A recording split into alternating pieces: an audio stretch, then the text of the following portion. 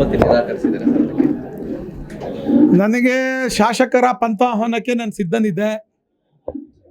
ನಾನು ನಿನ್ನೆನೂ ಕೂಡ ಪತ್ರಿಕಾಗೋಷ್ಠಿ ಮಾಡಿ ಪೊಲೀಸ್ ಇಲಾಖೆಯವರು ಕೇಳಿದಾಗ ಮಾಹಿತಿಯನ್ನು ಕೊಟ್ಟು ನಾನು ಸಿದ್ಧನಿದ್ದು ಈ ಹಗರಣದ ಸರಣಿ ಹಗರಣಗಳ ಸರಮಾಲೆಯನ್ನು ಬಿಚ್ಚಿಡಕ್ಕೆ ನಾನೆಲ್ಲ ದಾಖಲಾತಿಯೊಂದಿಗೆ ಸಿದ್ಧನಾಗಿ ಬಂದಿದ್ದೆ. ಹಾಲಿ ಶಾಸಕರು ರಾತ್ರಿ 144 ಸೆಕ್ಷನ್ ಹಾಕ್ಸಿದ್ದಾರೆ. ಪೊಲೀಸ್ನವ್ರ ಕೈಲಿ ನನ್ನ ತಡಿಸಿದ್ದಾರೆ. ಅವ್ರಿಗೆ ಭಯ ಶುರು ಆಗಿದೆ.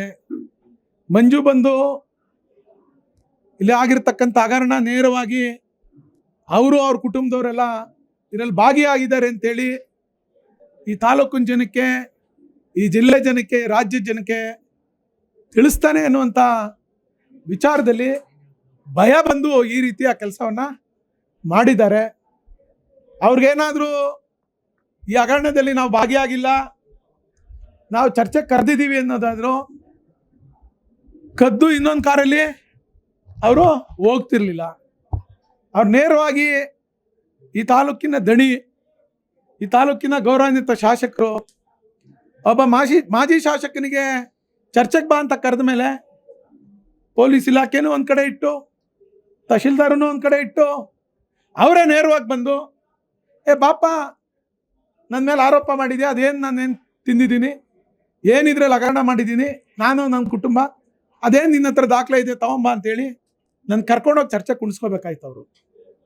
ಅವ್ರಿಗೆ ರಾಜಕೀಯದ ಗಂಡಸ್ತನದ ಕೆಲಸ ಮಾಡಲಿಲ್ಲ, ರಾಜಕೀಯ ನಪುಂಸಕತೆ ತನ್ನವನ್ನು ತೋರಿಸಿದ್ದಾರೆ.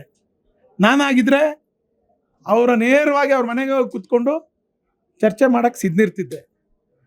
ಇವತ್ತು ಪೊಲೀಸ್ನವ್ರಿಗೆ ಸುಳ್ಳು ಮಾಹಿತಿಯನ್ನು ಕೊಟ್ಟು ಮಾಗಡಿ ಮನೆಗೆ ಬರ್ತೀನಿ ಅಂತೇಳಿ ಬೇರೆ ಕಾರಲ್ಲಿ ಅಲ್ಲೆಲ್ಲ ಹೋಗ್ಬಿಟ್ಟು ನಾನು ಬಂದಿದ್ದೆ, ಇವರು ಬರಲಿಲ್ಲ ಅನ್ಸ್ಕೊಳ್ಳೋಕ್ಕೆ ಪ್ರಯತ್ನ ಪಟ್ಟವ್ರೆ ಅಂತ ಅಂದ್ಕೊಂಡಿದ್ದೀನಿ.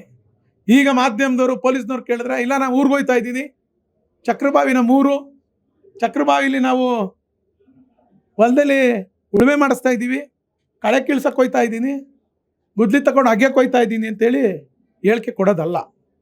ನೇರವಾಗಿ ಚರ್ಚೆಗೆ ಬರಬೇಕು ಅಂದರೆ ಮಂಜುನ ಕರ್ಕೊಂಡೋಗಿ ಚರ್ಚೆ ಮಾಡಿಸ್ಬೇಕಾಗಿತ್ತು. ಇವತ್ತು ಅವ್ರಿಗೆಲ್ಲ ರೀತಿಯ ಶಕ್ತಿ ಇವತ್ತಿತ್ತು, ಅವ್ರಿಗೆ ಅಧಿಕಾರ ಇತ್ತು. ಅಂದ್ರೆ ಸರ್, ಈಗ ಒಂದ್ ಕಡೆ ಪೊಲೀಸ್ ತನಿಖೆ ನಡೀತಿದೆ ಪ್ರಕರಣದಲ್ಲಿ, ಸಾಕ್ಷಿ ಏನಾದ್ರು ಇದ್ರೆ ತಗೊಂಡೋಗಿ ಕೂಡಲೇ ಅದನ್ನ ಬಿಟ್ಬಿಟ್ಟು ಈ ರೀತಿ ಸುಳ್ಳು ಆರೋಪಗಳನ್ನ ಮಾಡುವಂಥದ್ದು ಎಷ್ಟು ಮಟ್ಟಿಗೆ ಸರಿ? ಸುಳ್ಳು ಆರೋಪ ಅಂತ ಇವ್ರು ಯಾಕೆ ಹೇಳ್ತಾರೆ? ಹಗರಣ ಆಗದೆ ಅಂತ ಅವರೇ ಹೇಳ್ತಾವ್ರಲ್ಲ, ತನಿಖೆ ನಡೀತಾ ಇದೆ ಅಂತ ಅವರೇ ಹೇಳ್ತಾವ್ರಲ್ಲ. ತನಿಖೆಗೆ ಯಾಕೆ ಇವ್ರು ಅಡ್ಡಿಪಡಿಸ್ತಾರೆ? ತನಿಖೆಗೆ ಯಾಕೆ ಇವ್ರು ದಾಖಲೆ ಕೊಡೋಕ್ಕಾಗಲ್ಲ? ತನಿಖೆಗೆ ಎಷ್ಟು ದಿನ ಬೇಕು ತನಿಖೆ ಮಾಡೋಕ್ಕೆ? ಹಗರಣ ಆಗಿ ಎಷ್ಟು ದಿನ ಬೇಕು FIR ಆಗೋಕ್ಕೆ? 6 ತಿಂಗಳ? ನಾನು FIR ಮಾಡಿಸ್ಬಿದ್ಮೇಲೆ, FIR ಆದಮೇಲೆ ನಾನು ಮೇಲ್ಮಟ್ಟಕ್ಕೆ ಅರ್ಜಿಗಳನ್ನು ಬರೆದು, ಪತ್ರಗಳನ್ನು ಬರೆದು, ಇದರಲ್ಲಿ ನಬಾರ್ಡಿಂದ ದುಡ್ಡು ಎತ್ತಿದ್ದೀರಿ, ನಬಾರ್ಡ್ ದುಡ್ಡು ಗೋಲ್ಡ್ ಲೋನ್ಗೆ ಹೋಗ್ತದೆ ಅಂತೇಳಿ ನಬಾರ್ಡಿಂದ ಇವ್ರಿಗೆ ಇನ್ಸ್ಟ್ರಕ್ಷನ್ ಬರೋವರೆಗೂ ಇವರು FIR ಮಾಡಿಸಲ್ಲ. FIR ಆಗಿ ಎಷ್ಟು ದಿನದೊಳಗಡೆ ಇವರು ಚಾರ್ಜ್ ಶೀಟ್ ಹಾಕಬೇಕು, 90 ದಿನದಲ್ಲಿ ಆಗಬೇಕು. ಎಷ್ಟು ತಿಂಗಳಾಗಿದೆ? ಯಾಕೆ ಇವರು ಒತ್ತಡ ಕೊಡ್ತಾರೆ? ಯಾರ್ದು ಇವರು ಜಮೀನನ್ನು ಇವ್ರ ಹೆಸರಿಗೆ ಬರ್ಸ್ಕೊಂಡು, ಯಾರ್ಯಾರ ಹೆಸರಿಗೆ ಬರ್ಸ್ಕೊಂಡಿದ್ದಾರೆ? ಯಾಕೆ ಬರ್ಸ್ಕೊಂಡ್ರು? ಇವ್ರಿಗದಕ್ಕೆ ಸಂಬಂಧ ಇಲ್ಲ ಅಂದರೆ ಇವ್ರ ಪಾಡಿಗೆ ಇವ್ರು ಇರಬೇಕಾಗಿತ್ತು. ಇವರೇ ಹೇಳ್ತಾರೆ ಉಪ್ಪು ತಿಂದು ನೀರು ಕುಡಿತಾನೆ ಅಂತ. ಕುಡಿಯೋನು, ಜೈಲಿಗೆ ಹೋಗೋನು, ತನಿಖೆ ಆಗೋದು. ನಾನು ದಾಖಲೆಗಳು ಸಮೇತ ಇವತ್ತು ಹೋಗೋಕೆ ರೆಡಿ ಇದ್ನಲ್ಲ, ದಾಖಲೆಗಳು ಕೊಡೋಕ್ಕೆ ಅಂತಾನೆ ಇವತ್ತು ರೆಡಿ ಇದ್ನಲ್ಲ. ನಾನು ಗಾಳಿಲಿ ಗುಂಡು ಹೊಡಿಯಲ್ಲ. ನಾನೇನು ಮಾತಾಡಿದ್ದೀನೋ ಅದಕ್ಕೆ ಯಾವತ್ತಿಗೂ ಕೂಡ ಸ್ಟಿಕ್ಕರ್ ಆಗಿದ್ದೀನಿ. ದಾಖಲೆಗಳ ಸಮೇತನೇ ಇವತ್ತು ಅಲ್ಲಿ ಹೋಗಕ್ಕೆ ನಾನು ರೆಡಿ ಇದ್ದಿದ್ದು. ತಾರ್ಕಿಕ ಅಂತ್ಯ ಯಾವಾಗ ಅಂತ ಹೇಳಿ ಸರ್ ಹೇಳಿ. ಅವರು ಉಳ್ಳವರು ಏನು ಬೇಕಾದ್ರೂ ಮಾಡ್ತಾರೆ. ಪೊಲೀಸ್ನೂ ಉಪಯೋಗಿಸ್ಕೊತಾರೆ, ತಹಶೀಲ್ದಾರ್ನೂ ಉಪಯೋಗಿಸ್ಕೊತಾರೆ, ಸರ್ಕಾರನೂ ಉಪಯೋಗಿಸ್ಕೊತಾರೆ, ಎಲ್ಲ ಉಪಯೋಗಿಸ್ಕೊತಾರೆ. ವಿತ್ ಡಾಕ್ಯುಮೆಂಟ್ ಇವತ್ತು ಹೋಗಕ್ಕೆ ರೆಡಿ ಇದ್ದಿದ್ದು ನಾನು. ಯಾರ್ಯಾರು ಇನ್ವಾಲ್ವ್ ಆಗಿದ್ದಾರೆ ವಿತ್ ದಾಖಲೆ.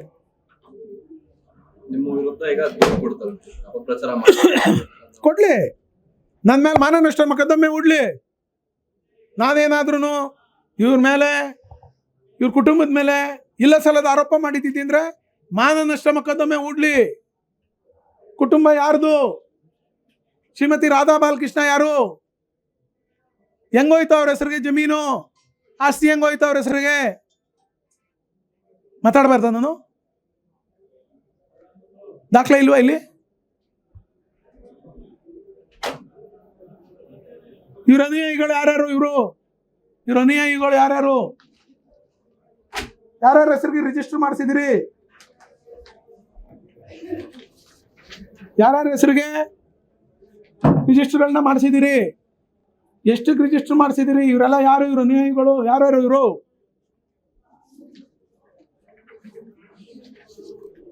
ಯಾರು? ಅಫ್ರೈಸರ್ ಯಾರು?